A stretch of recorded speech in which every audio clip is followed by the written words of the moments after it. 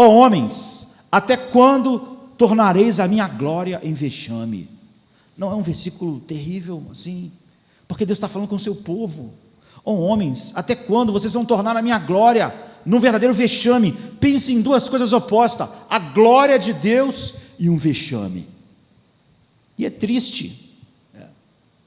E a nossa geração, e eu não quero me excluir da minha geração, sabe?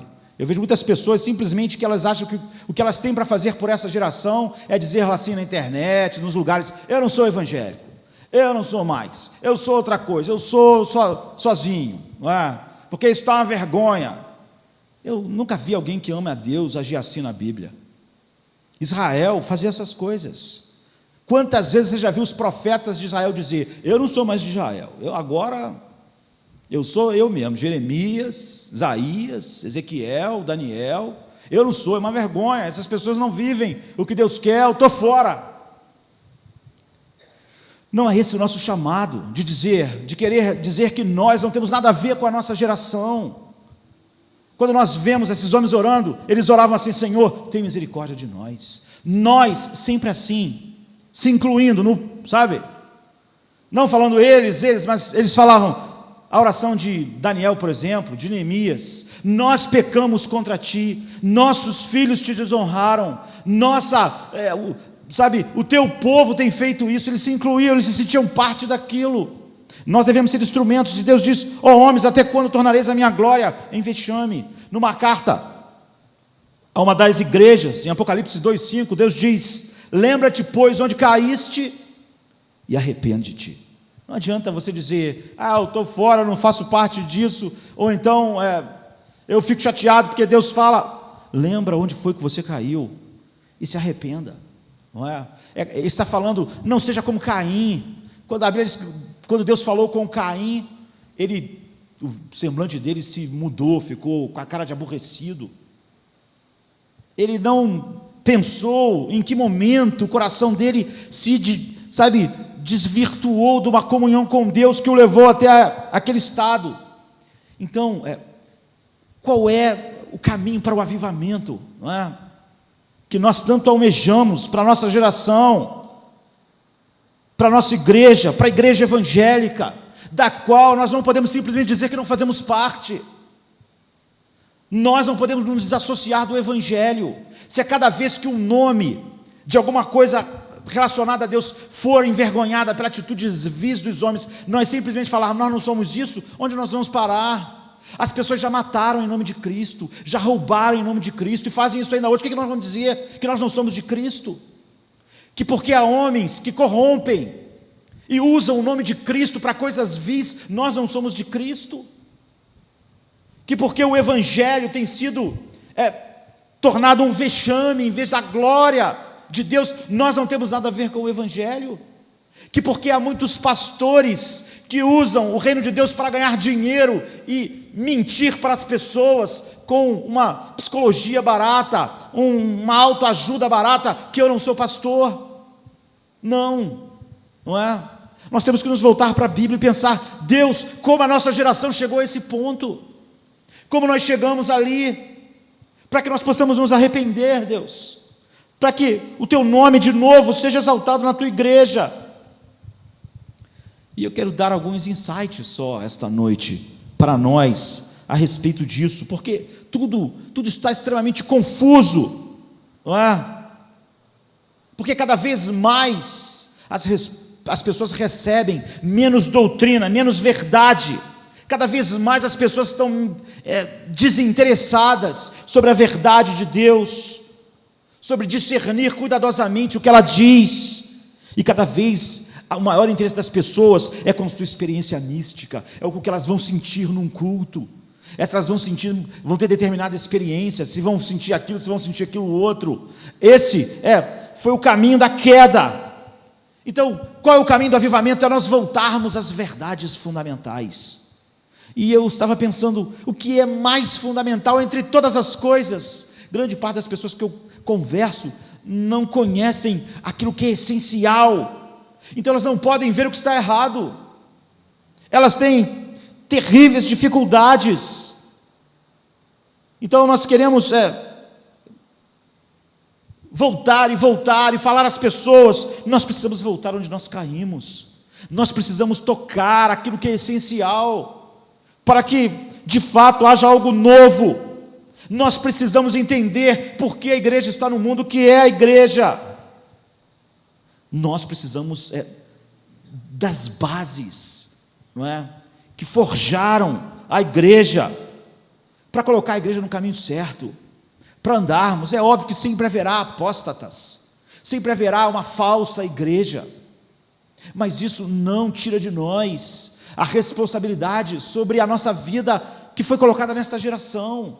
Não adianta eu falar, eu devia ter nascido na geração dos puritanos. Talvez se nós fôssemos colocados lá, íamos ser uma vergonha, não é?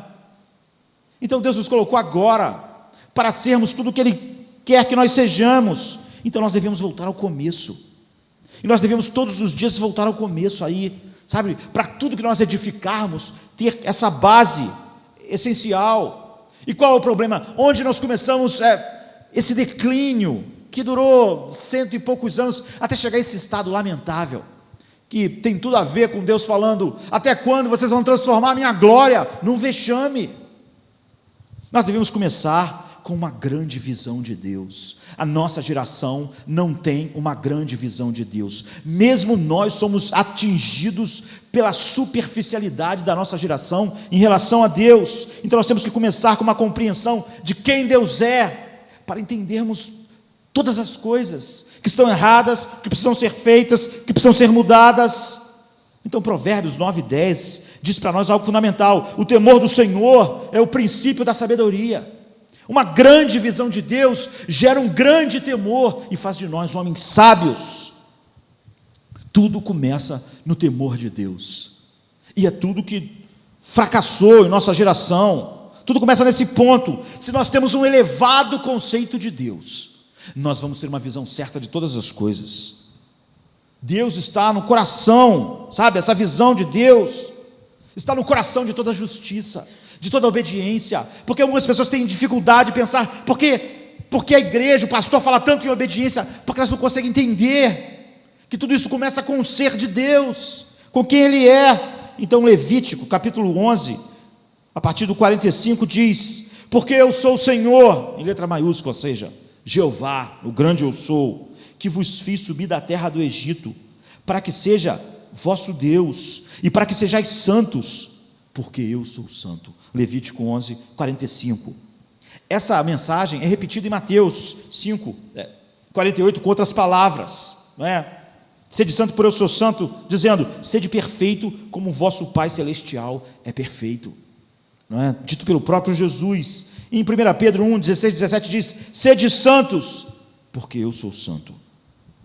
E no 17, e se invocais por Pai, aquele que sem acepção de pessoas julga segundo a obra de cada um, andai em temor durante o tempo da vossa peregrinação. O que todos esses textos estão dizendo é o seguinte: temam a Deus, temam a Deus, que a verdade desperte em vocês um grande temor do Senhor, ou seja, entenda a santidade de Deus, entenda que Ele é santo, santo, e então tema-o, enche o seu coração de temor. Eu quero que você veja que toda a base daquilo que Deus nos ordena é essa. Em Levítico 18, não é? De 18 a 20, é um clamor à santidade, é uma porção fundamental das Escrituras. Levíticos capítulo 18 até o 20, e nós queremos dar apenas um leve sentimento de todo esse texto, que é grande, não é? No capítulo 11, 45, nós vimos falar aquilo que é repetido em Mateus, em Pedro, e no 18:2 diz, fala aos filhos de Israel e diz-lhes, eu sou o Senhor, vosso Deus. Essa é a base. Sempre que Deus fala em seus mandamentos, na obediência, Ele começa assim, eu sou o Senhor, eu sou santo. Essa é a base. No versículo 4 Ele diz, fareis conforme os meus juízos, e os meus estatutos guardareis, para andardes nele, porque eu sou o Senhor, vosso Deus. Essa é a razão. Eu sou Deus, eu sou o vosso Senhor. No versículo 5, Levítico 18, 5, portanto, os meus estatutos e os meus juízos guardareis, os quais, observando-os, ó homem, viverá por eles, Então ele diz: porque eu sou o Senhor. E no versículo 6, nenhum homem se chegará a qualquer parenta da sua carne para descobrir a sua nudez. Por quê? Porque eu sou o Senhor. Essa é a base. Em outras palavras, Deus não é caprichoso. Ele não inventou um monte de leis. As leis expressam que o caráter santo que ele tem. Esse é o motivo. Deus não é alguém que quer estragar o que as pessoas querem fazer com regras e com leis. Ele diz: eu sou Deus. Compreendam, eu sou o santo. Eu sou o Senhor, eu criei todas as coisas. É isso, Deus é o Senhor. Essa é a base de todas as coisas. Quando o nosso coração começa a temer a Deus, ou enxergando a sua santidade, então você começa com um entendimento saudável a temer a Deus. Nossa geração não teme a Deus, porque ela não tem um entendimento saudável a respeito dele. Vá para o final do capítulo 18, no versículo 30, diz assim: portanto guardareis o meu mandamento, não fazendo nenhuma das práticas abomináveis que se fizeram antes de vós, e não vos contamineis com elas. E como é que ele acaba o versículo? Eu sou o Senhor vosso Deus. Essa é a repetição. Você vai ver que do 18 ao 20, como nós falamos, tudo que Deus fala, isso ele repete: porque eu sou santo, porque eu sou o Senhor, porque eu sou Deus, porque eu os criei. Esse é o motivo. Ele é o nosso Deus, Ele é Deus. E ele coloca o fato dele ser nosso Deus, ser o nosso Criador, coloca sobre nós exigências tremendas. Nós devemos viver um viver santo. Por quê? Porque ele é santo e ele nos criou. E capítulo 19 diz assim: e o Senhor falou a Moisés dizendo: fala a toda a congregação dos filhos de Israel e dize-lhes: santos sereis. Por quê? Porque eu, o Senhor vosso Deus, sou santo. Você vê, versículo após versículo, Deus repete a mesma coisa. No versículo 30, cada um de vocês deve manter reverência à sua mãe e ao seu pai. Por quê? Porque eu sou o Senhor vosso Deus. Essa é a razão. Filhos, honrem seus pais. Por que eu tenho que honrar meu pai? Porque eu sou Deus, porque eu sou o Senhor. Em outras palavras, ele está ensinando aquele povo e a nós a conviver com reverência com sua pessoa santa. No versículo 10, eu sou o Senhor vosso Deus. No versículo 12, não jureis falso pelo meu nome, pois profanarás o nome do teu Deus. Eu sou o Senhor. No versículo 14, eu sou o Senhor. No 18, eu sou o Senhor. No 25, eu sou o Senhor. É isso. Uma elevada concepção de Deus começa a nos encher de um santo temor de Deus. É aí que a nossa geração caiu. Porque o propósito de existir a igreja é fazer com que as pessoas temam a Deus, tenham um elevado conceito de Deus, vivam em temor. Então ele diz no versículo 28, eu sou o Senhor vosso Deus. Você não deve fazer cortes em seu corpo para os mortos, nem marcas em sua pele. Eu sou o Senhor. Guardarei os meus sábados, reverencio o meu santuário. Por quê? Porque eu sou o Senhor. No 30, eu sou o Senhor. No 34, eu sou o Senhor. No 36, no 37, ele quer inculcar em nós todos esses mandamentos. Tem como fundamento temer a Deus, reconhecer quem Ele é. E a gente pula para o capítulo 20 e é a mesma coisa. O Senhor falou a Moisés, no versículo 2 e 3, também dirás aos filhos de Israel: qualquer dos filhos de Israel ou dos estrangeiros que peregrinam em Israel, quer da sua descendência a Moloque, certamente morrerá. O povo da terra o apedrejará, e eu porei a minha face contra esse homem, e o extirparei do meio do povo, porquanto deu a sua descendência a Moloque, para contaminar meu santuário e profanar o meu santo nome. Por que ele vai destruir aquelas pessoas? Porque profanaram o meu santo nome. Essa é a razão, sempre, sempre, sempre. Deus quer que nós tenhamos uma visão grande de quem Ele é, e tenhamos reverência. Você deve viver de acordo com o que Deus é, se você quer citar o seu nome. Nunca cite o nome de Deus sem uma profunda reverência ao que Ele está dizendo. E no versículo 7 ele diz: portanto, santificai-vos e sede santos. Por quê? Pois eu sou o Senhor vosso Deus. Essa é a base. Uma grande visão de Deus faz um povo santo. O que traz um avivamento não são reuniões que acontecem coisas mirabolantes, São reuniões em que nós começamos a ter uma visão de Deus que traga um grande temor e reverência diante da sua santidade. No versículo 20: e guardais os meus estatutos e cumpra os meus mandamentos, porque eu sou o Senhor que vos santifica. E no 24: eu sou o Senhor vosso Deus, que vos separei dos povos. E no 26: e ser-me-eis santos, porque eu sou o Senhor, eu sou santo, e vos separei dos povos, para serdes meus, e eu sou santo. É isso, do 18 ao 20, Deus repete. E no capítulo 21 ele vai continuar, e no 22 nós não temos tempo. Agora, a lei não é um capricho de Deus. Ele não fica pensando, o que eu posso criar para colocar sobre... Não, ele está dizendo, eu sou o Senhor, eu sou Deus. A lei diz quem eu sou, santo, puro.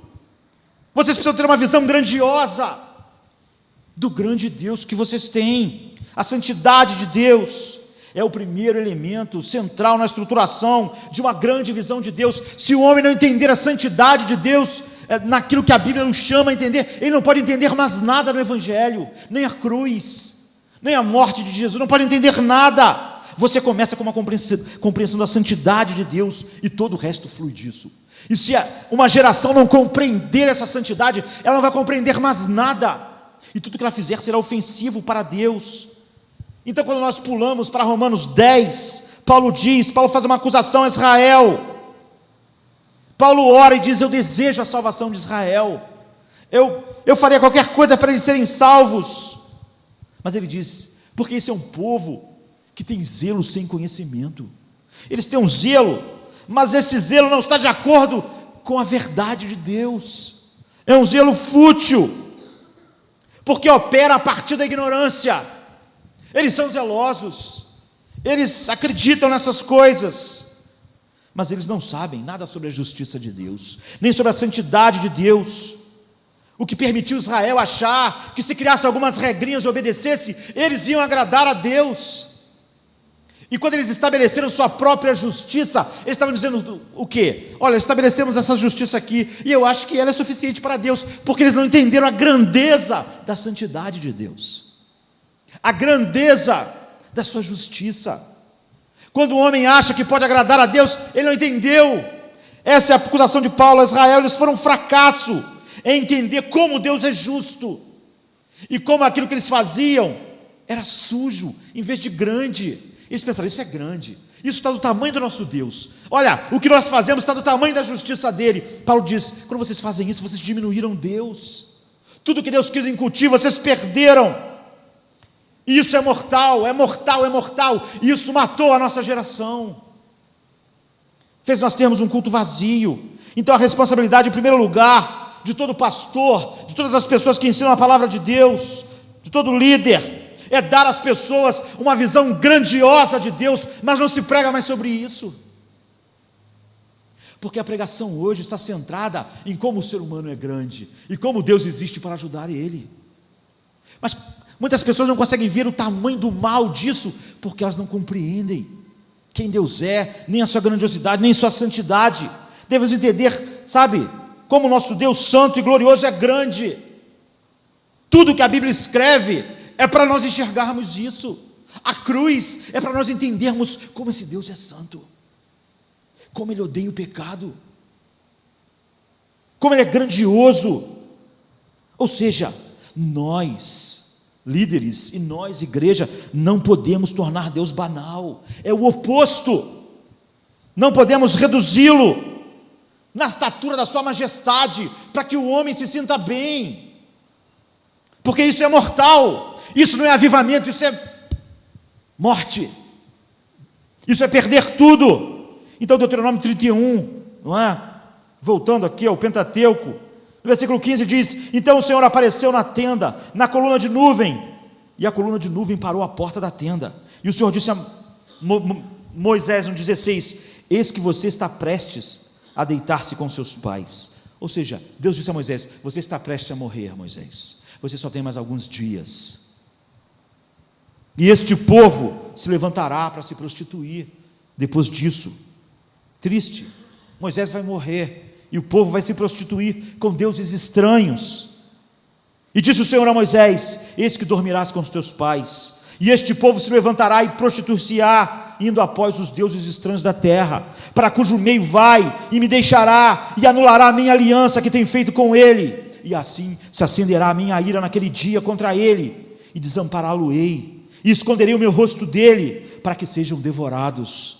E tantos males e angústias os alcançarão, que dirá naquele dia: não me alcançaram estes males, porque o meu Deus não está no meio de mim.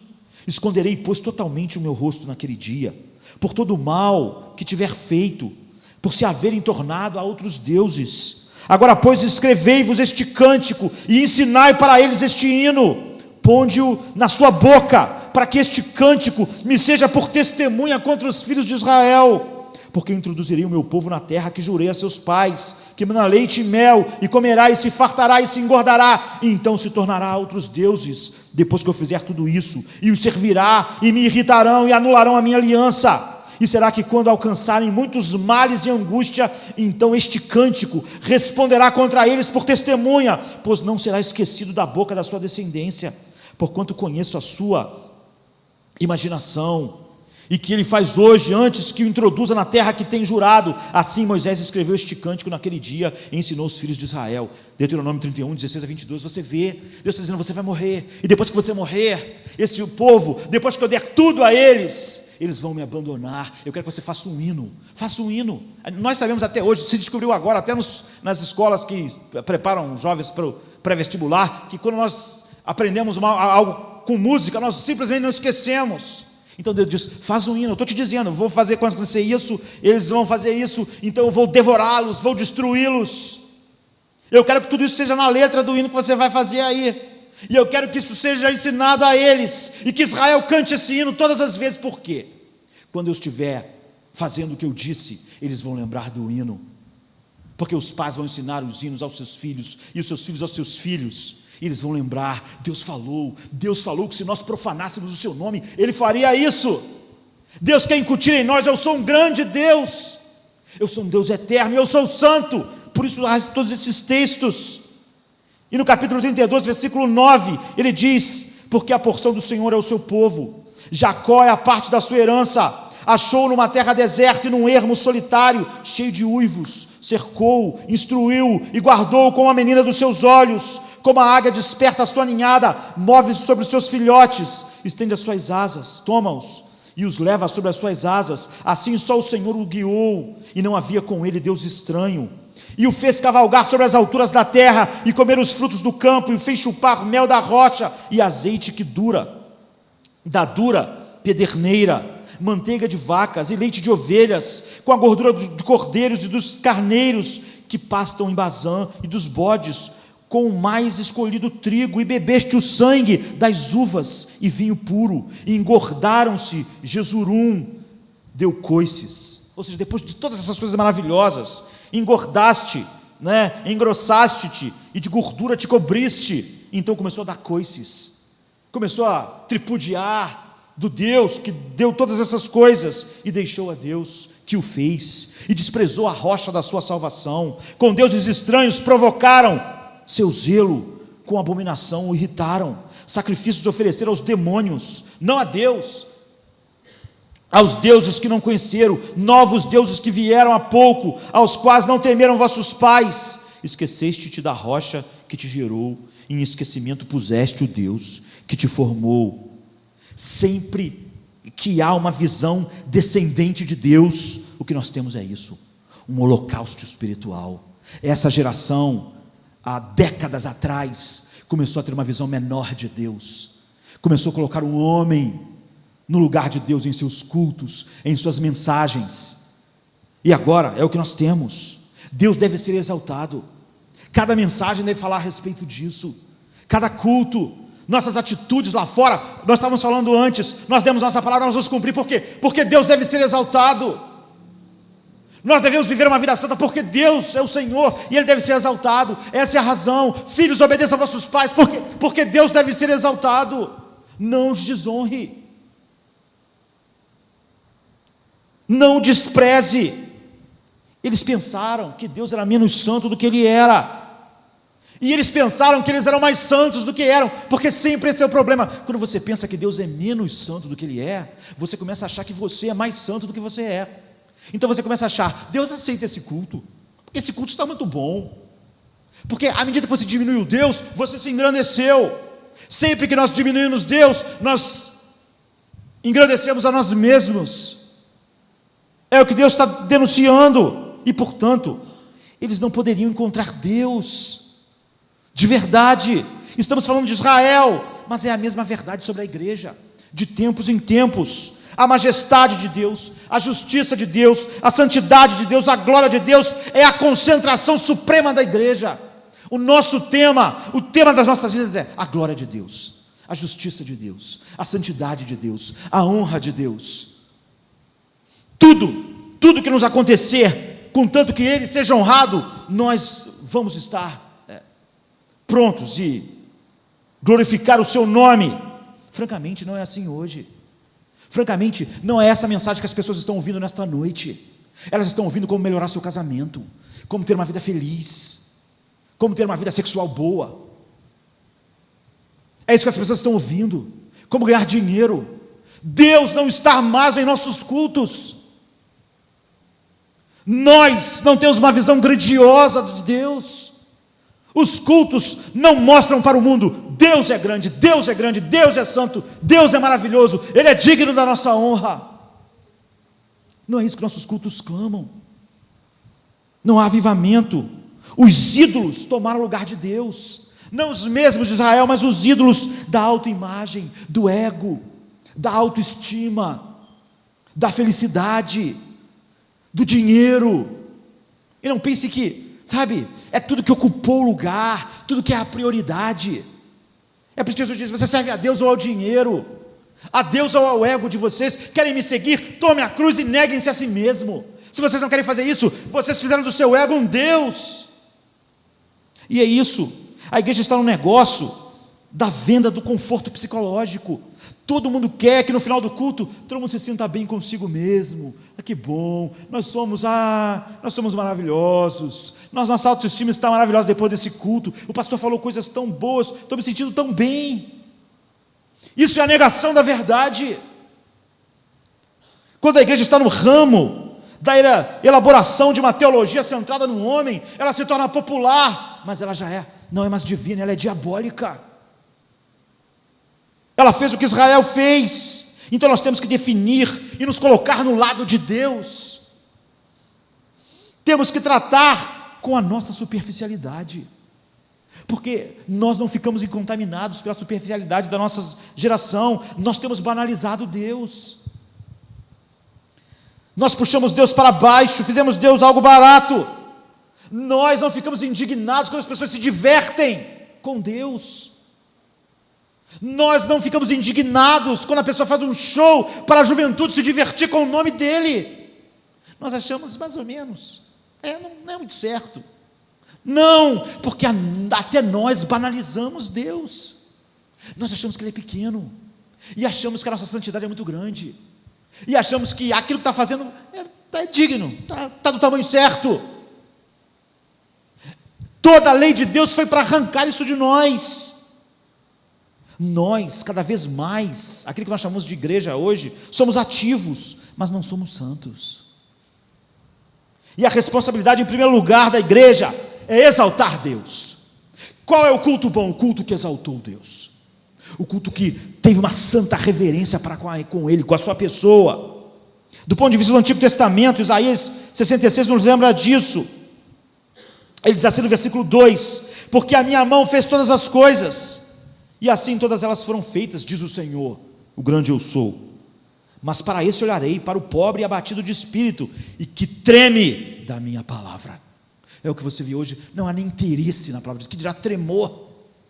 Mesmo nós, que podemos dizer, nós amamos a palavra correta, nós trememos, nós sentimos um santo temor diante dela. É esse, no versículo 5 ele diz, no versículo 5, ouvi a palavra do Senhor, os que tremeis da sua palavra.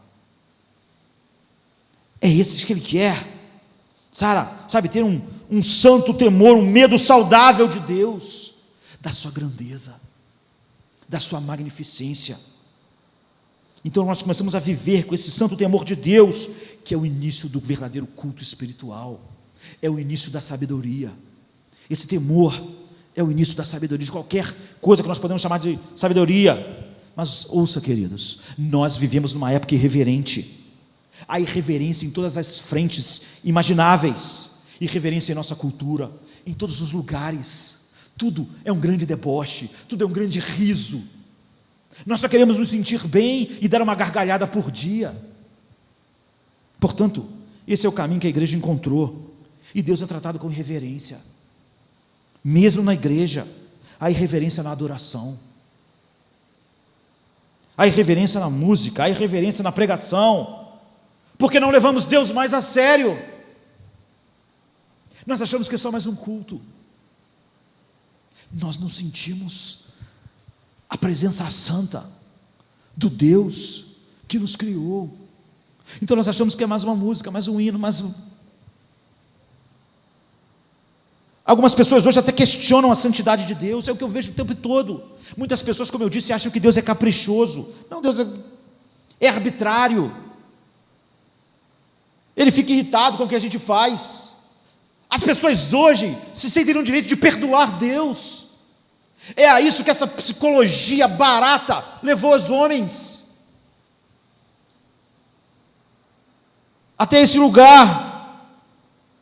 Eles acham que Deus não tem nenhuma continuidade. Quando eles olham os atos de Deus, eles não conseguem ver. Eles não conseguem sentir o temor. Quando eles veem as frustrações das suas próprias vidas, eles acham que Deus está sendo caprichoso, porque Deus tirou meu marido, porque tirou meu filho, porque tirou meu emprego. Eles acham que é só um capricho. Deus, aquele dia, diz, vou tirar. Por quê? Me deu vontade hoje. Ou seja, simplesmente ele é alguém que pode fazer as coisas e é caprichoso. E nós temos que lutar com isso, eles dizem. Algumas pessoas morrem, algumas pessoas prosperam, e as pessoas pensam em nossa incapacidade de compreender a história e o caráter de Deus, os seus propósitos. Nós concluímos que ele é caprichoso. Ele enche aquele ali de dinheiro, saúde, aquele lá fica doente, um nasce na África, outro nasce na Suécia, um vive 20 anos, um vive 100. Por quê? Porque Deus é caprichoso. Isso acontece por quê? Porque Deus não dá a todos os homens o que eles merecem instantaneamente. E Ele não dá por quê? Não é porque Ele é caprichoso, é porque Ele é misericordioso. Ele não destrói todos os homens, não é porque Ele é caprichoso. Ele não faz todos nós morrermos nessa noite, não é porque Ele não é caprichoso, é porque é a paciência de Deus que leva o homem ao arrependimento, é o que Paulo diz. Deus não fez você morrer hoje porque Ele está sendo paciente contigo, não caprichoso. Em vez de o homem enxergar a sua misericórdia, enxergar que Ele é caprichoso. Lembramos de Lucas 13, é uma ilustração significativa. Na mesma ocasião havia alguns presentes que relataram a ele sobre os galileus cujo sangue Pilatos misturara com os seus sacrifícios. Enfim, as pessoas falaram com Jesus. Algumas pessoas vieram para Jerusalém oferecer sacrifícios a Deus, fazer o que você está fazendo nessa noite, culto a Deus, culto espiritual. E no entanto Pilatos mandou matá-los, e Pilatos misturou o sangue deles com o culto. As pessoas estavam perguntando a Jesus, elas estavam num culto, elas estavam adorando a Deus. Por que Deus deixou elas morrerem, serem assassinadas? Era como se entrasse alguém aqui agora e atirasse em todos nós, e nosso sangue fosse derramado na hora do culto. Foi o que aconteceu. E eles questionaram Jesus por quê o sangue deles foi misturado aos sacrifícios que eles ofereciam para Deus. Eles vieram para Jerusalém para cultuar a Deus, trouxeram seu animal, estavam ali sacrificando, e Pilatos foi lá e assassinou eles, onde Deus estava. A resposta de Jesus: vocês pensam que essas pessoas eram piores que vocês? Não. E eu quero dizer para vocês que se vocês não se arrependerem, vocês vão perecer também. Vocês não morreram ainda, mas vão morrer. Não pense que Deus está sendo caprichoso. Se vocês não foram assassinados, é porque Deus foi misericordioso, mas vai chegar a hora em que vocês vão morrer também. E se vocês não se arrependerem, vão perecer como eles, vão perecer como eles. E eles disseram: a torre caiu. Os caras inocentes indo trabalhar, uma torre caiu em cima deles. O cara vai trabalhar inocentemente, um homem bom chefe de família, vai para o seu trabalho, aí puf, o carro bate, o avião cai. E Jesus falou: você pensa que as pessoas que estão sofrendo acidente agora, batendo de carro, recebendo uma bala perdida, são piores que vocês? Não são, não. São a mesma coisa. E se vocês não se arrependerem, vocês vão perecer, porque a morte que encontrou eles hoje vai encontrar vocês. A paciência de Deus não vai durar para sempre. Ou seja, muitas pessoas, por não entenderem, se o homem entende a santidade de Deus, então ele vai ver como Deus tem sido misericordioso, como nós não somos consumidos, como a torre não caiu na nossa cabeça, como Pilatos não matou todo mundo. Mas não, eles estão achando que Deus está sendo caprichoso.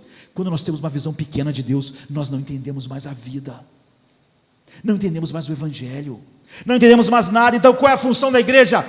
Manter e elevar a uma grande visão de Deus. Isso é avivamento, essa é a realidade, sabe? Deus quer que a gente aprenda que a morte está vindo, a morte está vindo, a morte que atingiu as pessoas por acidente hoje, está chegando para a gente também. E ele disse: se vocês não se arrependerem, vão perecer, e vocês quando perecerem vão descobrir que Deus não era caprichoso, Ele é santo, Ele é santo. Será que vocês não conseguem entender isso? Eu vou morrer na cruz, eu serei pregado lá, não é porque meu Pai é caprichoso, é porque Ele é santo. Vocês precisam entender de uma vez por todas.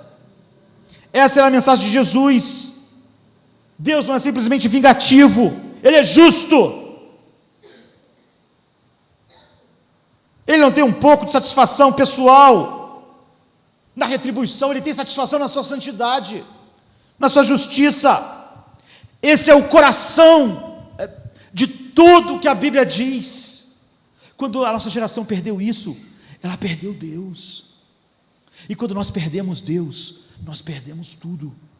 Então Deuteronômio 7 diz assim, de 1 a 4: quando o Senhor teu Deus te houver introduzido na terra, a qual vás para possuir, e tiver lançado fora as muitas nações de diante de ti, os heteus, os girgazeus, os amorreus, os cananeus, os perizeus, os javeus, os jebuseus, 7 nações mais numerosas e mais poderosas do que tu, e o Senhor teu Deus os tiver dado diante de ti, para os ferir totalmente, os destruirás.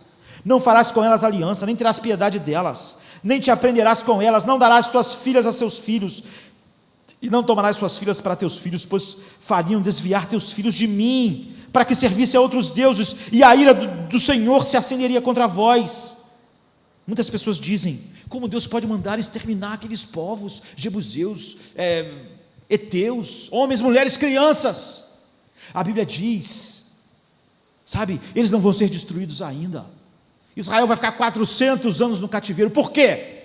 Até que eles encham a medida da minha paciência, até que eles encham a medida da minha misericórdia, aquele povo. Então eu julgarei e o extirparei. Muitas pessoas pensam: por quê? Porque Ele é santo. Porque se vocês se associarem com eles, seus filhos e suas filhas, vocês vão profanar o meu nome. A vida dos seres humanos não é mais importante que o nome de Deus. A vida de uma nação não é mais importante que o nome de Deus. A vida de todas as nações não é mais importante que o nome de Deus. É por isso que milhões e milhões estão no inferno, porque aquelas almas não são mais importantes que o nome santo de Deus. Essa é a mensagem. É isso que Deus quer nos ensinar com o inferno. Nada é mais importante que o meu nome, a minha santidade, a minha justiça. Nada é excessivo, o inferno não é excessivo, nada é excessivo, para que vocês entendam: eu sou santo. Esse é o cerne do Evangelho. Se nós não entendermos isso, não podemos entender a cruz. Vamos entender só um Deus caprichoso que resolveu maltratar o seu filho. Quantas vezes já ouvimos alguém dizer: como um pai pode tratar o filho assim? Mas quem está falando isso é um homem com um coração diabólico. Não pode entender a cruz. Nós banalizando Deus, não podemos entender mais nada. Muitas pessoas hoje não têm nenhum discernimento do que está acontecendo em nossa geração, porque elas não compreendem Deus. Elas acham que tudo pode estar errado aqui e ali, mas não é nada, é uma perversão. E essa é a verdade. E Deus diz, em Deuteronômio 7, de 5 a 11, o Senhor tomou prazer em vós, nem vos escolheu porque a vossa multidão era mais do que todos os outros povos, pois vocês eram de menor número, mas porque o Senhor, eu os amava, e para guardar o juramento que eu fizera aos seus pais, o Senhor vos tirou com mão forte, e vos resgatou da casa da servidão. Saberás, pois, que o Senhor teu Deus, Ele é Deus fiel, que guarda a aliança e a misericórdia, até 1000 gerações, aos que amam e guardam os seus mandamentos, e retribui no rosto qualquer dos que odeiam, e fazendo-os perecer, não será tardio ao que o odeia, em seu rosto lhe pagará. Guarda, pois, os meus mandamentos, os meus estatutos e os juízos que vocês têm ouvido hoje. Deus não é um ato de vingança, como o ser humano se vinga do outro em sua maldade. Deus está sendo zeloso pela única coisa de fato boa que existe: sua santidade, seu caráter, seu ser. Sem Ele, toda a criação é nada. Ele criou tudo do nada, e Ele faz isso para salvar então o seu povo da corrupção, que vai destruir todas as outras coisas que desonram o seu nome. Então, Deus não é cruel, Deus é santo. A Bíblia diz, nosso tempo está acabando, em tantas passagens, que algumas pessoas veem crueldade, é que não entendendo a grandeza de Deus, ela não pode entender, ela só pode olhar as coisas como o homem natural vê. Essa é a tragédia da nossa geração, banalizamos Deus. E então, eu quero olhar, com os nossos últimos minutos aqui, hoje, pular alguns textos do Velho Testamento, que enfatizam isso, para Isaías capítulo 6, e terminarmos olhando o mais rápido possível isso. Quantos minutos? 44. Então vamos para a prorrogação, né? Isaías era um grande profeta, e ele profetizou a todas essas coisas que Deus tinha alertado a Israel. Eles entenderam mal a santidade de Deus, eles subestimaram Deus, eles continuavam oferecendo um culto a Deus, mas só que aquele culto era do tamanho que eles achavam que Deus era. Eles diminuíram Deus e achavam, olha, para Deus esse culto está bom. Eles agora se achavam muito santos, porque eles tinham um Deus muito pequeno. Então Isaías é mandado como todo profeta, que acabou sendo assassinado como os profetas, porque não falava coisas boas para o ego daquela geração. No capítulo 5 ele lista o pecado deles, e o primeiro pecado no versículo 8 é o materialismo. A denúncia de Deus é: vocês amam o dinheiro, vocês vivem pelo dinheiro, vocês trabalham, guerreiam, fazem todas as coisas por causa de dinheiro, vocês são escravos do dinheiro. Essa era a primeira denúncia. A segunda, no versículo 11: vocês buscam prazer em festas e bebedeiras, o que vocês querem é se divertir, profanando o meu nome. Ou seja, Calvino dizia: qualquer entretenimento, não é, que desonre o nome de Deus é pecado. É isso. E no 18, a denúncia é: o pecado de vocês é desafiador. Antes vocês tinham vergonha, mas agora vocês não têm mais. Vocês desafiam. No 20, o quarto pecado era a perversão moral. Vocês se perverteram sexualmente. Vocês acham que o sexo é algo que se deve buscar todo tipo de prazer nele, mesmo que pervertido. E essa denúncia não é só para quem é solteiro, é para quem é casado. E não é só para quem é casado e traz esposo e esposo, é quem é casado com o esposo e com a esposa. Da mesma maneira que, apesar de Deus ter nos dado a bênção do alimento e fazer de nos alimentarmos um prazer, abusar desse prazer é pecado, não é? É glutonaria. Fazer do sexo além daquilo que ele é pecado também. É fazer dele um Deus. E é óbvio, todas as outras depravações morais. E no versículo 20, vocês se tornaram presunçosos e arrogantes. Agora vocês fazem essas coisas e dizem: o que tem de mais? Por que Deus está tão insatisfeito? Por que Isaías fala todas essas coisas? Vocês se tornaram arrogantes. E agora vocês não acreditam mais na minha palavra. No 21 ele diz: aqueles que são sábios aos seus próprios olhos. Vocês se tornaram sábios, vocês acham que entendem tudo. Vocês se acham grandes porque vocês me acham pequeno. Vocês se acham sábios porque vocês me acham incapaz. E o sexto pecado: a liderança de vocês é corrupta. A liderança de vocês ama o dinheiro, ama o prazer, ama o poder. É isso que ele mencionou. Então, quais são os pecados? Os mesmos da nossa geração: prazer como um Deus, materialismo, amor ao dinheiro, procurar o entretenimento sem limites, pecaminosidade desafiadora, perversão moral e sexual, presunção arrogante, líderes corruptos. É a mesma coisa. É isso. Quando nós abandonamos uma grande visão de Deus, nós voltamos para o mesmo lugar que sempre. Então no capítulo 5, a partir do 24, ele diz: por isso, como a língua de fogo consome a palha, e o restolho se desfaz pela chama, assim será a sua raiz como a podridão, e sua flor se esvanecerá como pó, porque vocês rejeitaram a lei do Senhor, e desprezaram a palavra do Santo de Israel. Vocês me diminuíram, vocês não entenderam minha santidade, os presentes que eu dei a vocês viraram deuses. Então, no 24, porque para eles que rejeitaram a lei do Senhor dos Exércitos e desprezaram a palavra do Santo de Israel, Deus se tornou hostil para com eles, como é para com o mundo.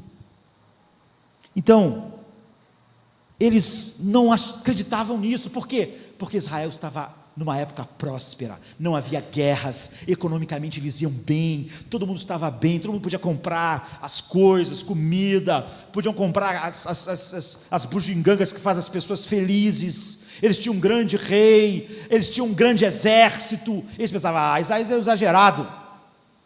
Então a Bíblia diz: o rei Uzias morreu.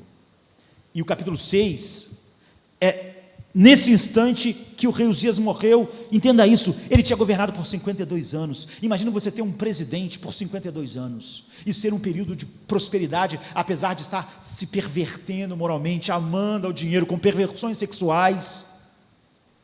Eles melhoraram economicamente, melhoraram militarmente, melhoraram como nação, melhoraram na educação. Eles pensaram: está tudo certo. Então o rei Uzias morreu.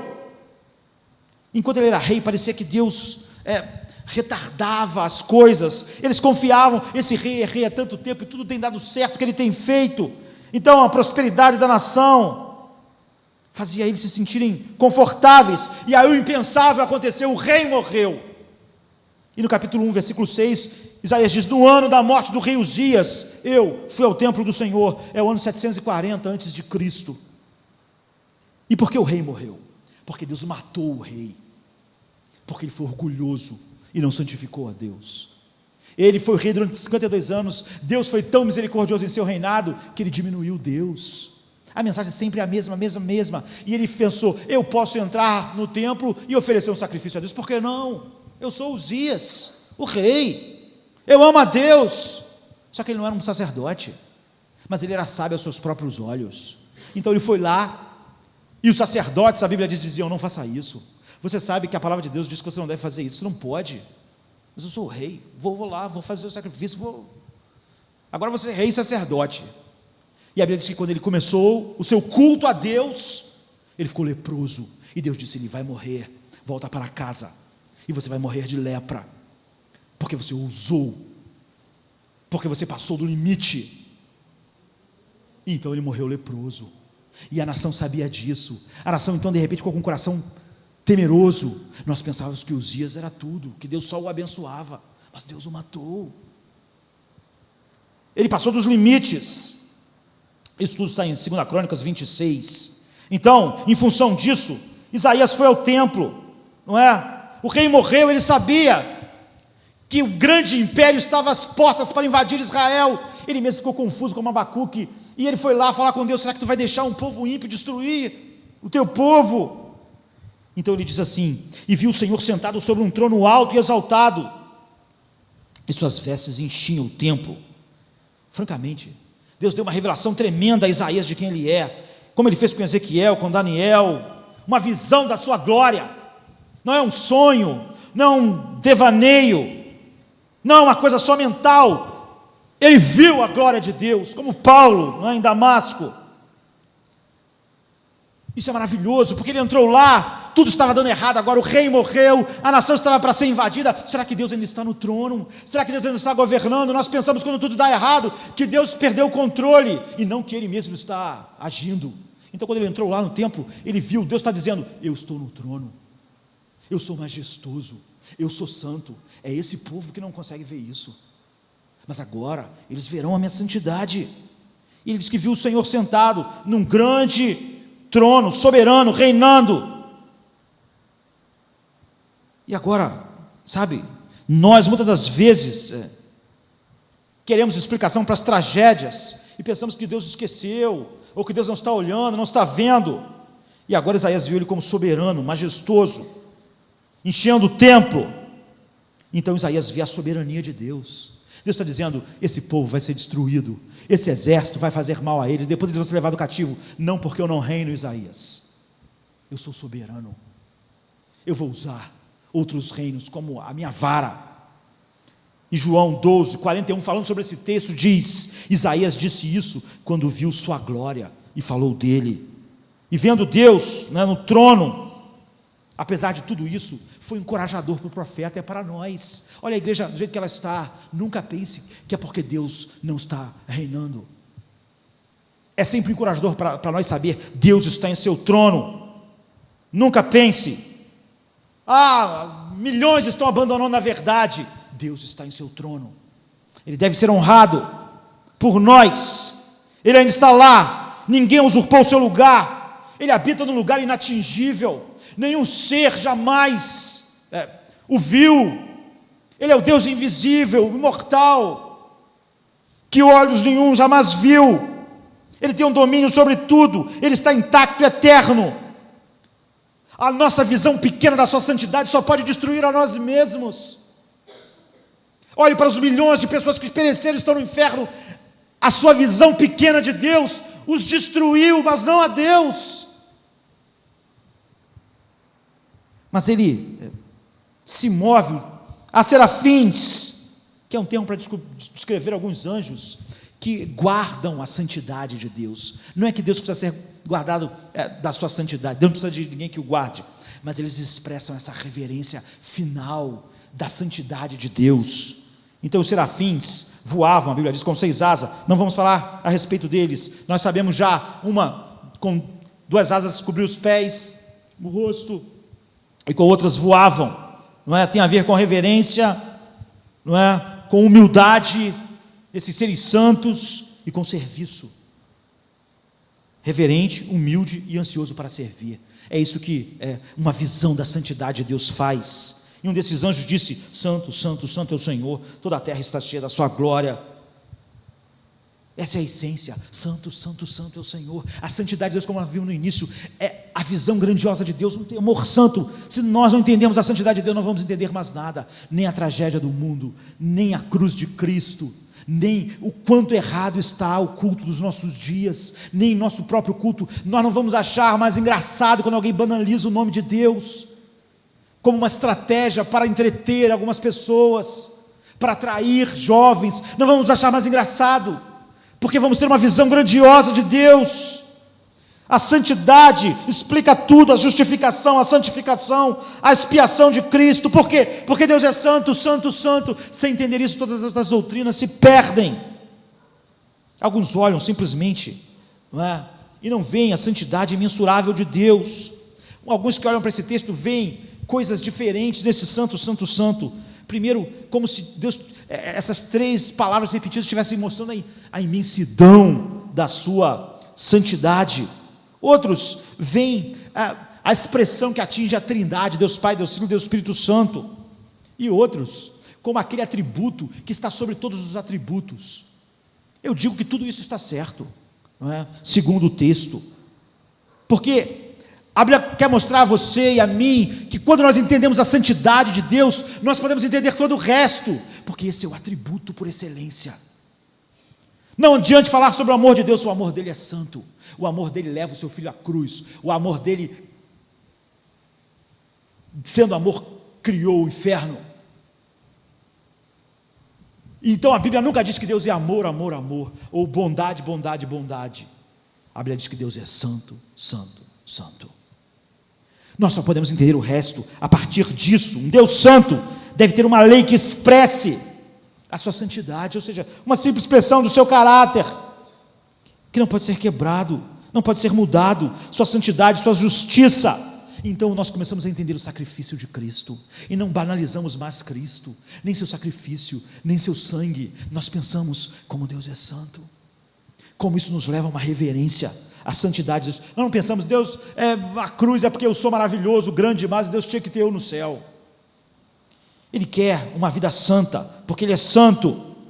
O homem interior, então, é rasgado por essa verdade. E a mensagem do Evangelho é que nós seremos santos para sempre, para a glória do seu nome. A santidade de Deus está no coração de tudo. Tire a santidade de Deus de todo culto, é uma ofensa. Todo louvor é uma perversão. Tire a santidade de Deus de toda pregação, é uma infâmia, é uma blasfêmia.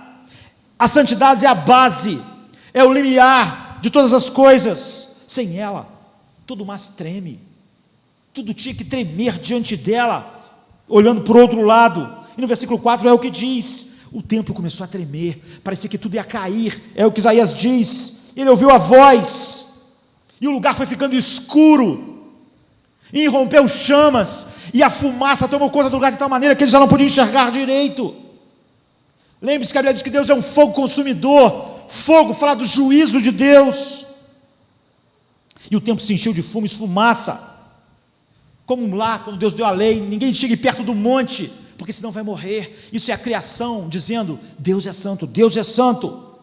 A natureza aqui interpreta a santidade de Deus. Então Isaías disse: ai de mim, porque vou perecer.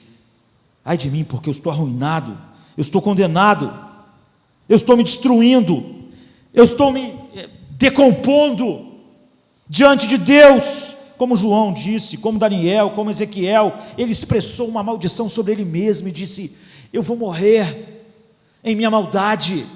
Hoje, os pastores se levantariam, a igreja: não fale isso, que isso? Não precisa dizer uma coisa dessa, coisa negativa. Se diante de Deus dizendo que você vai ser arruinado, destruído, não. Tua autoestima deve estar os frangalhos. Você precisa de umas horas no gabinete para a gente fazer sabe, tua autoestima vai ficar melhor. Ele diz: eu vou morrer, eu sou culpado. Mas nós não entendemos isso. Isaías disse: eu vivo no meio de uma cultura que está se desintegrando, eu vivo no meio de um povo impuro e sujo, nós vamos ser destruídos. Os pecados de Israel são os pecados da nossa sociedade: amor ao dinheiro, perversão sexual, entretenimento que vira um Deus para nós, pecaminosidade desafiadora, perversão moral, presunção arrogante. Isaías disse: esse povo vai morrer, ele vai ser destruído, é o que ele merece, é o que eu mereço. Quando ele viu Deus, ele já tinha descrito no capítulo 5 todas as mazelas daquele povo. É isso que o nosso povo precisa ver. Quando nós vemos Deus, nós temos uma visão melhor de nós. Você acha que essa geração não é tão ruim? Isso só fala que você nunca viu Deus. Você acha que o culto está bom? É porque você não viu Deus. Nós só podemos, na tua luz, nós vemos a luz. Você só pode ver quão mal você é se você vê Deus. Se tudo que você vê é perversão, você não acha a perversão má. Se você for amigo de Satanás, você não pode achá-lo mal. Mas quando você vê algo de Deus, você pensa, você começa a enxergar você mesmo, e você só consegue ver impureza. Você vê o culto e você fica espantado. Foi o que aconteceu com Isaías. Você vê, o coração de tudo é ver Deus em sua santidade. Nossa geração banalizou Deus. Nós podemos achar que fazer do culto um grande momento de, sabe, como a gente estivesse ouvindo um stand-up, não é? Todo mundo se sentindo bem. O pastor fala umas coisas engraçadas, o pastor é muito espirituoso, não é? ele tem uma piada para cada parte da mensagem, ele fala coisas muito engraçadas sobre os cotidianos da vida, todo mundo dá uma gargalhada, todo mundo aprende algumas liçõezinhas de como ser melhor, como ser isso aqui, como criar os filhos, como manter o casamento feliz, como ganhar dinheiro, ainda depois vem aquela bênção mística, poxa, que maravilha! Não temos mais uma visão de Deus, nós precisamos disso. Quando nós clamamos, aviva-nos, aviva-nos. A interpretação desse pedido é: nos dê uma visão da sua glória, nos dê uma visão da sua glória, nos dê uma visão da sua glória. Por isso que nós cantamos hinos que falam sobre a glória de Deus neste lugar aqui, sobre a sua majestade, sobre a sua soberania, para despertar isso em nós. Nós não estamos interessados em você, nós não estamos prestando atenção em você. Como as pessoas dizem, tem que fazer o culto para o mundo. Que culto vai agradar os ímpios? Não estamos interessados nisso. O culto de hoje não está sendo feito interessado em você. Nós queremos que você seja santo. Esse será o bem final da sua vida. Mas por quê? Por causa da glória de Deus. É isso que a Bíblia quer dizer para nós. Não é importante que você se conheça. Você não vem a um culto para se conhecer, você vem a um culto para conhecer Deus, e quando você conhecer Deus, você vai conhecer a si mesmo e vai dizer: ai de mim. É isso. Agora, se eu estivesse aqui, e se os cultos fossem para você se autoconhecer, conhecer suas mazelas, conhecer o que está te fazendo triste, os traumas que fizeram você ser essa pessoa que você é, porque não, você não vem ao culto para se conhecer, você vem ao culto para conhecer Deus. E quando nós conhecemos Deus, a Bíblia diz, nós começamos a nos conhecer, e nós ficamos horrorizados com o que nós somos. Não, é importante que você se entenda, não passe a vida tentando se entender, passe a vida estudando para compreender Deus, e quando você o compreender, você compreenderá você, compreenderá o mundo, compreenderá a Bíblia, compreenderá tudo. A igreja perdeu completamente a sua relação com isso, ela não se preocupa mais com isso. A igreja está realmente comprometida com outra coisa.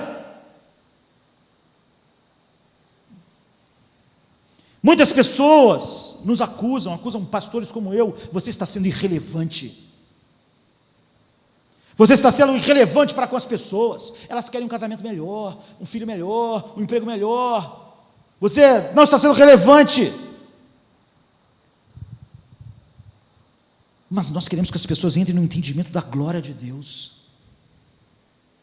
para que elas possam ter a resposta de Isaías: ai de mim, estou arruinado. Por quê? Porque eu gosto que as pessoas se sintam assim, porque eu mesmo sou masoquista. Não, queridos, ai de mim porque estou arruinado. Por quê? Porque eu sou um homem de lábios impuros, e habito no meio de um povo de lábios impuros, eu tenho uma boca suja. Você ficaria espantado ao ouvir isso, sabe? Você diria: não, Isaías, poxa, você é o profeta, você tem pregado, você tem denunciado o mal. Isaías, ele pensa diferente de nós, porque ele viu Deus.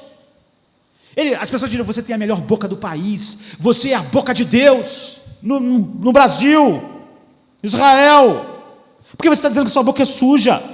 Há muitas razões para Isaías dizer isso, e o nosso tempo não deixa de dizer muitas razões, mas primeiro, é onde nós somos mais talentosos que nós mostramos o grau de corrupção das nossas vidas, porque tem muitas pessoas que pensam: não, há um lado bom em mim, meus talentos que eu dou a Deus, essa parte, e há aquelas coisas ruins, realmente, miserável.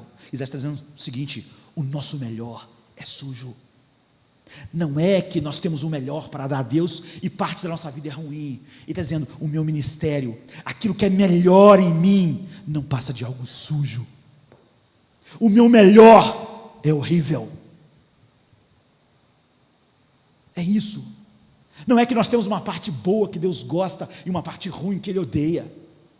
Quando nós temos uma visão de Deus, é isso que Ele diz: tudo está contaminado. Meu Deus, mesmo a minha boca que prega a verdade está contaminada, tudo está contaminado, porque tu és santo, santo e santo. Até os serafins se tapam na sua presença. O que é a minha boca e a minha mensagem perto da tua santidade? Essa é uma visão profunda de Deus. Ele não diz: não, eu sou realmente bom pregando, eu prego coisas boas. Há uma parte de Isaías que é ruim. Ele diz: não, o meu melhor é sujo e eu devo morrer por causa disso. Não é que o meu pior é condenado, o meu melhor é condenado por Ele. Mesmo o melhor,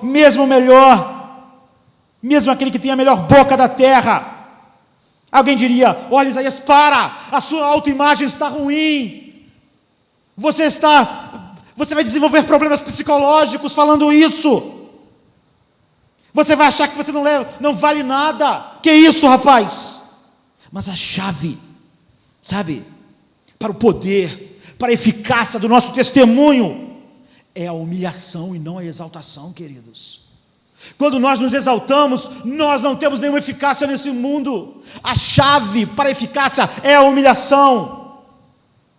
A pessoa diz: você não quer se sentir assim? Por que você está dizendo isso? Por que você está se depreciando, rapaz? Porque Isaías tinha uma resposta: porque eu vi Deus. Eu vi Deus, eu vi sua glória. Ele me deu um vislumbre. É por isso que eu estou falando isso. Eu pensava igual você.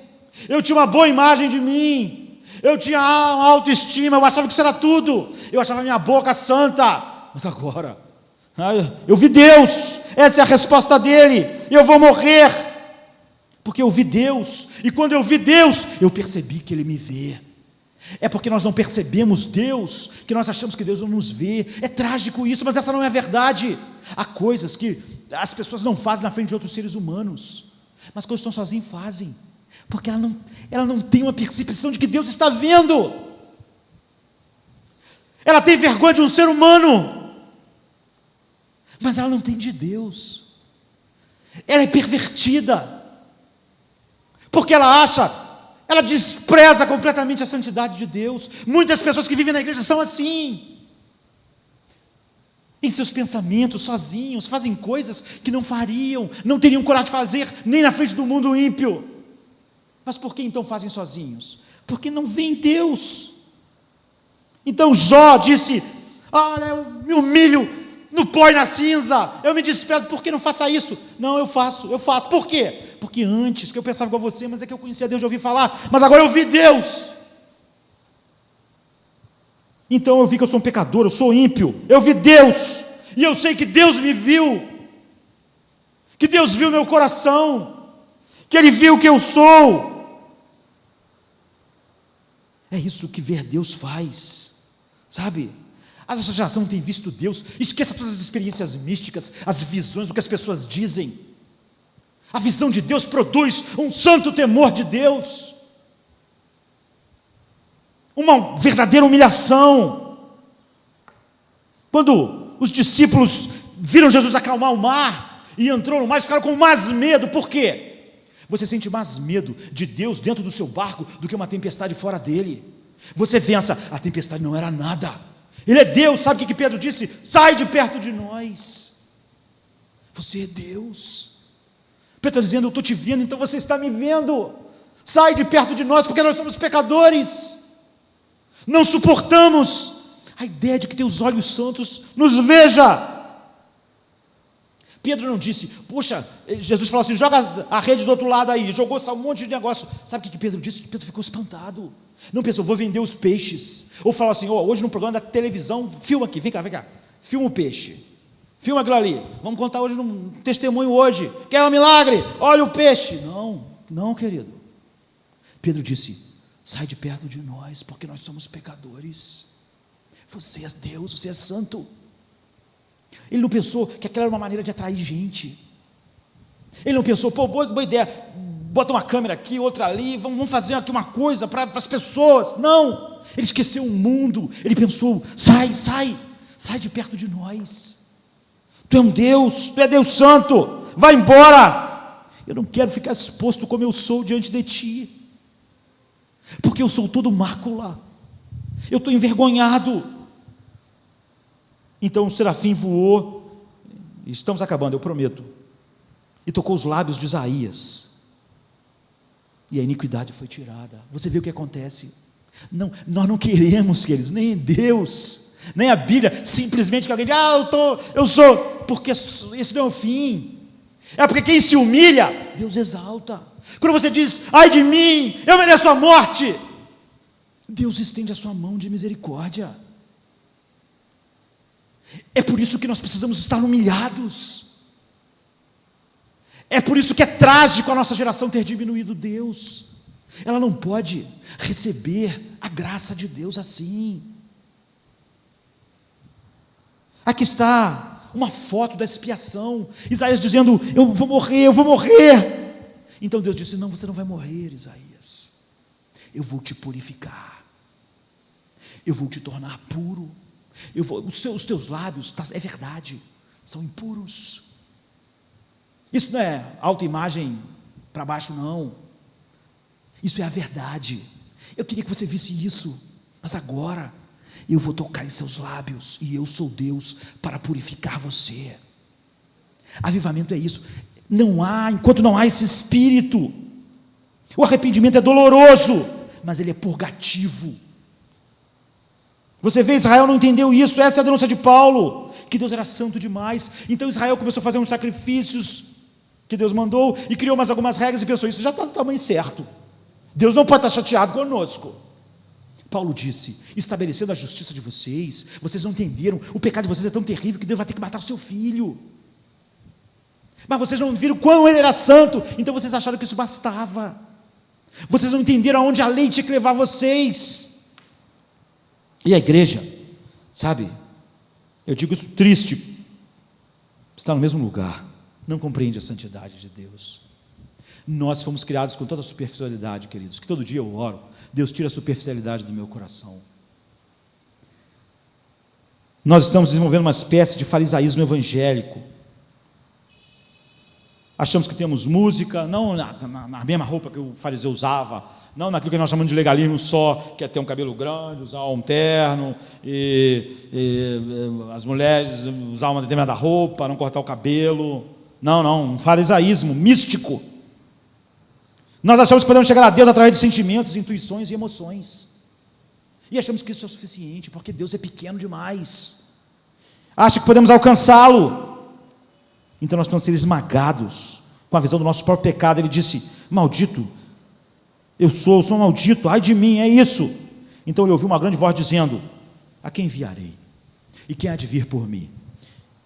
Então ele disse, Isaías deve ter olhado para o canto, para o outro, só ele, e disse, pus-me aqui, tu me purificou, envia-me a mim. Isaías, Deus está dizendo, está vendo, Isaías, quem vai por mim? Quem vai pregar a santidade a essa nação? Quem vai mostrar a eles quem eu sou? Isaías disse, envia-me a mim, eu não posso me enviar, mas ele disse, bem, eu estou aqui, que tal você me enviar? E Deus disse, vai e diga ao povo. E aí eu quero encerrar com a coisa mais espantosa. Deus diz, vá, diga a eles, mas eles vão ouvir com os ouvidos e não vão entender, eles vão ver com os olhos que você vai falar, mas não vão ver. E o Novo Testamento fala disso como uma profecia, né? Jesus menciona, né, os apóstolos, para que eles tivessem olhos e vissem, mas não enxergassem, para que tivessem ouvidos. Aí você vai pensar, então por quê? Então disse ele, vai e diz a este povo, ouvis de fato e não entendeis, e vedes em verdade, mas não percebeis. Isaías 6,9, ele diz, quem há de ir? Quem irá por mim? Isaías disse, eis-me aqui. Ele disse, então vai você, mas eles não vão te ouvir, eles não vão ver, mas não vão entender a minha santidade, mas você vai, ninguém vai entender, ninguém vai ser capaz de discernir. Na mente deles isso vai ser maçante, vai achar que a tua mensagem não está com nada, seus corações vão ser indiferentes, eles não querem ouvir, mas você vai falar para eles, e ninguém vai ouvir o que você disser. Então Isaías perguntou, mas até quando eles não vão ouvir? Até quando? E Deus disse, então disse eu, até quando, Senhor? E respondeu, até que sejam desoladas as cidades e fiquem sem habitantes, e as casas sem moradores, e a terra seja toda assolada. Por quê? Por quê? Esse versículo é um versículo difícil de traduzir, o que vem a seguir, o 13, mesmo em hebraico, diz assim, porém ainda a 10ª parte ficará nela, e tornará a ser pesada, pastada, e com o orvalho e com a azinheira, que depois se desfolharem, ainda ficam firmes, assim a santa semente será a firmeza delas. Isaías 6,13. Eu quero encerrar, Deus está dizendo para eles, ficará um remanescente, Isaías, eu farei com que o remanescente te ouça, e ouça para sempre a minha verdade sobre a minha santidade, por amor ao meu nome. Eu estou comprometido com esse padrão exaltado de Deus. Essa igreja está comprometida com isso. E você vai perguntar, igual Isaías perguntou, mas se Deus disse que ninguém ouve isso, então por que ele está comprometido com isso? Por causa da santidade de Deus. E Isaías perguntou, por quê? Até quando então eles não vão ouvir? Eles não vão ouvir até a terra ser assolada, mas haverá uma semente santa que vai te ouvir. Sabe, você vai pregar então, sem nenhuma banalidade, você não vai banalizar meu nome para eles aceitarem, você vai falar sobre a minha santidade, e essa semente ouvirá você. É assim que nós pregamos o Evangelho, queridos. Nós não banalizamos Deus para ouvir, porque nós já sabemos que o homem não vai ouvir a verdade. E a resposta a isso tudo é: qual é a função da igreja? Exaltar Deus, para que esses ouçam, sejam transformados e sejam curados. Então, Tiago diz assim: Deus resiste aos soberbos, mas dá graça aos humildes. Sujeitai-vos, pois, a Deus. Resistiu o diabo, ele fugirá de vós. Achegai-vos a Deus, e ele chegará a vós. Alimpai as mãos, pecadores, a voz de duplo ânimo, pessoas que estão bem e estão mal, estão bem e estão mal. Purificai os vossos corações, porque quando você se aproxima de Deus, acontece o que nós vimos.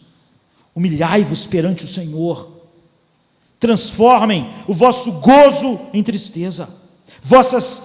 Senti as vossas misérias, lamentai e chorai, converte-se o riso em pranto e o gozo em tristeza. Humilhai-vos perante o Senhor e Ele vos exaltará. Amém, queridos? A humilhação, ela vem antes da exaltação de Deus, da cura, daquilo que Ele quer fazer. Eu nunca estudo a Bíblia para pregar um sermão. Eu estudo a Bíblia para conhecer Deus. Para conhecer Deus, para conhecer Deus, para que o conhecimento dEle humilhe o meu coração orgulhoso. Porque quando isso acontece, como Isaías, nós podemos por graça ser útil a Deus em meio às trevas. A igreja está aqui para colocar um alto padrão de quem Deus é para o mundo. Esse é o primeiro passo de um grande avivamento. Vamos ficar de pé.